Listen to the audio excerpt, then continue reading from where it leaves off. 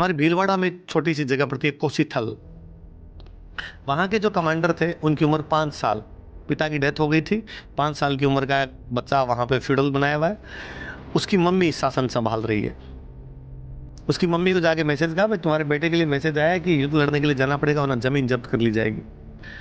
उसकी मम्मी ने सोचा 5 साल के बेटे को तो कैसे भेजा जाए। वो महिला खुद युद्ध लड़ने के लिए जाती है, पुरुष वेश धारण करती है, युद्ध लड़ने के लिए जाती है। मेवाड़ युद्ध लड़ता है, युद्ध को जीतता है।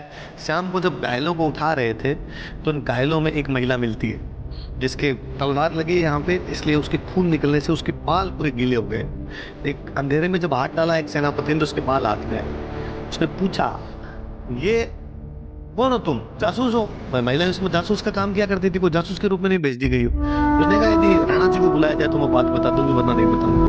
राणा जी को बुलाया गया। राणा जी ने उसको बुला कहा कि तुम मेरी बहन लगती हो, तुम्हारे 7 खून माफ कर दिए जाएंगे, 7 मर्डर करके तो भी सजा नहीं दूंगा, बताओ सही कौन हो? उसने कहा मैं कोसीथल के ठाकुर की माँ। आपने कहा था कि जो नहीं आएगा उनकी जागीर जब्त कर ली जाएगी, मैं कभी नहीं चाहती थी कि मेरे बेटे की जागीर जब्त कर ली जाए। राणा राज सिंह रोने लग गया था। उसने कहा तुम्हारे जैसी महिलाएं जब तक जिंदा है ना, मेवाड़ का कोई बाल भी वहां का नहीं कर सकता।